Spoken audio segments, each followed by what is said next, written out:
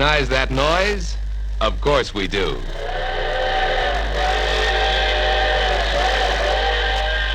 It's the sound of a train full of people who are going places.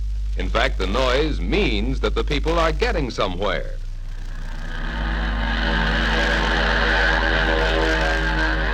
Recognize that noise? Sure we do.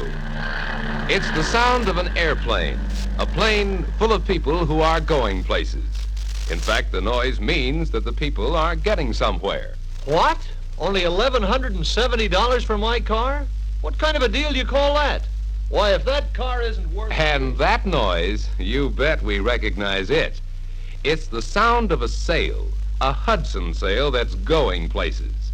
In fact, the noise means that the salesman's getting somewhere. He has progressed to the point of telling the prospect how much his old car is worth on a new Hudson. And about this time, we ought to expect some disagreement. After all, the prospect just doesn't know what his old car is worth. Of course, nobody knows for sure how much a car will bring until it's actually put on the lot and sold. But too often, the prospect bases his idea of value more on hope than on facts. He doesn't know how much his car is worth, although naturally, he's trying to get all he can. So, not having the facts to go by, he must hope that noise, protests, will get him the best possible deal. Now, in contrast, you are an expert. You know the value of the car. You know your business. You know how to handle a situation like this. And the way you're going to handle it can be boiled down into a few main points, of which the first is this. Presenting the allowance is the start of the close. So don't try to close a sale until you are reasonably sure you've sold the new Hudson. Let's look at it this way. A prospect's old car is foremost in his mind when you first meet him. He knows that car. He remembers what he paid for it, and he values it highly. Now, he may be also thinking about a new car, but it's hazy in his mind. He doesn't know much about Hudson. He may not even be certain he wants a Hudson. Now, under those circumstances, the allowance is probably the most important factor in the deal to him. Therefore, anybody who will give him a few dollars more for his car can sometimes get his order. And there's usually somebody willing to do that. However, when you've sold him on a Hudson, really sold it and all its advantages, and made him decide that this is the car he wants, his viewpoint changes. The new Hudson then becomes the important thing. Instead of trying to sell you an old car for more than it's worth, he becomes a buyer, and his car becomes merely a part of the new car purchase price. And quite obviously, when you sold him on Hudson, you slammed the door on competitive dealers and salesmen. Therefore, make this an unvarying rule. Before you even talk about the allowance for the prospect's car, sell the new Hudson. Explain and prove every advantage, and make him want it. If advisable, demonstrate the car to his entire family, or to his partner or close friends, or anyone else who may influence the purchase. Get them to drive, and be sure they're sold before you discuss the appraisal. Sometimes, of course, you'll run across an arbitrary prospect. Like this one, for instance. Look, mister, I'm going to buy a car, but I'm going to buy it where I get the best deal. So we might as well get down to cases right away. That's my car out front, that 1950 Studebaker. Go out and take a look at it. Tell me what you'll give me for it. Then we'll know whether there's any use talking any more. Yes, sometimes we have the commanding type of prospect, the man who takes charge of things. But there are a couple of good ways of handling this gentleman. One way, and the easiest way if it works, might be something like this. Okay, sir, we'll be happy to give you a figure on your car. We will certainly give you the top dollar for it. You're going to have to do that. By the way, what model Studebaker do you have, Mr. My name's Baker, and it's their big car, the Land Cruiser. My name's Mason, Mr. Baker. You were interested in a Hudson Wasp? Well, I hadn't quite decided. The reason I asked, I thought if you've been driving the Studebaker Land Cruiser, you're probably thinking of stepping up into a Hudson Hornet. Well, let's see. The Hornet? Is that the car I've heard so much about? That's right. This is the car you've been reading about.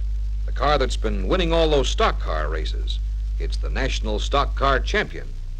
And here's one of the reasons it's the greatest performing car in America. You have to drive it to believe it. Plenty of power, eh? You bet. Rugged and dependable, too. Let me show you something that's brand new this year. This salesman is going to go right on selling Hudson until he either sells the car or gets stopped by the prospect. And he's not likely to get stopped because Hudson is such a different kind of car, it's not hard to get people interested and to get them to ask questions. A salesman can make them forget they're just shopping for a price on their old car. Of course, sometimes a customer turns out to be really tough, like this. Okay, so it's got a good engine. But I still want to know how much you'll give me for my car. Oh, sure, Mr. Baker. If you'll just give me your keys, I'll turn them over to our appraiser. He'll get the figures for you right away. This salesman is apparently doing just what his prospect wants. But watch him. He's actually making another move to stall off a premature appraisal. In this instance, he will get the appraisal made, but slowly. When he comes back, he will say, I had to leave your keys for the appraiser, Mr. Baker. He's out just now, but he'll be back in a few minutes. In the meantime, I've got my Hornet at the curb. How about taking a ride? As I mentioned, you have to drive it yourself to realize what marvelous performance it gives you. I sure don't want to spend a lot of time hanging around here. Oh, just a few minutes will do it. While we're trying out your car, let me show you how much more a Hudson gives you. Well, maybe I ought to try it out. while the prospect's getting a driver's seat thrill from Hudson performance, an appraiser may be checking over his old car. Of course, if there doesn't happen to be an appraiser at this dealership, that is, if this salesman makes his own appraisals, he's going to have to act surprised when he and his prospect get back from the demonstration ride. There's no appraisal waiting for him on his desk. Just glance over these different Hornet models, Mr. Baker. Decide which one appeals to you most, and I'll go get the keys and appraise that car myself. Yes, there's many a method open to the resourceful salesman who's determined to handle things his way, and who remembers that he must always sell the new car before offering an appraisal. Change the prospect from an old car seller to a new car buyer.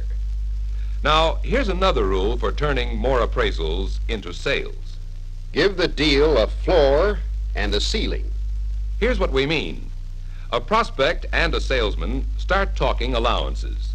They sound very businesslike, but probably both of them are having beautiful dreams. The prospect's hoping to get a nice new Hudson for the smallest cash difference that he can imagine. And sometimes his imagination is remarkable. At the same time, the salesman is probably hoping he'll get the prospect's car for as low a figure as his imagination can dream up.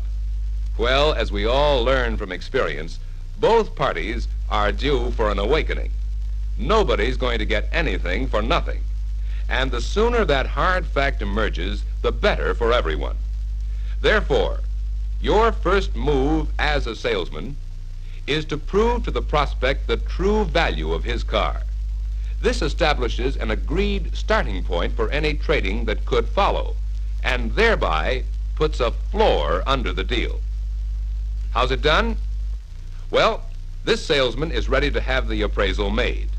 His first move is to sell the appraisal and the appraiser. He convinces the prospect that the appraisal is an accurate estimate of the real value of the car, made by a man who really knows used car values. Charlie, it's the blue 49 Mercury right by the front door. Okay? And sharpen up your pencil, Charlie. We want that car. We need it on the lot. So let's make sure of getting it by offering Mr. Adams the top dollar. Do my darndest for you, Joe. That guy Charlie's a wonder. He knows his business so well that he can appraise higher than anyone else and still make out all right. The appraisal can also help sell itself when it's made thoroughly, systematically, and carefully. In contrast, a through-the-window appraisal serves only to raise doubts in the mind of the prospect. Oh, yeah, the two-tone job down there. Looks pretty sharp. We can go $1,400 for that baby, and you won't get a better deal anywhere, believe me. But instead of believing him, as recommended, the prospect is probably thinking, That fellow's only guessing and guessing low. My car's way above average. I'm not going to let him steal it, so I'll be real hard to get. Ought to be able to work him a couple of $100 higher. Maybe more. obviously, that's not the right way to present the allowance. But before we get into the right way, let's agree on the meaning of a couple of words we've been using. First, the word appraisal. By that, we mean the best possible estimate of what that car is actually worth to that dealership at that time. It's an estimate of the selling price, what the car will sell for after reconditioning, minus the cost of reconditioning, and minus the cost of selling. When those minus items are subtracted from the estimate of the selling price, the result is the appraisal figure, the buying price. Now, what about that other word, allowance? Let's define it as the money offered or paid to the prospect for his old car. It is based on the appraisal, but it may or may not be the same figure. Often it is not the same. For instance, let's say that the appraisal is $1,000 on a given car. Under unusual market conditions, an allowance of $900 might be enough to close the deal. Or the allowance might be the same or more than the appraisal. How much more might depend on the prospect's trading ability and the salesman's selling ability. But whatever the allowance may develop into, the appraisal remains the same. The car is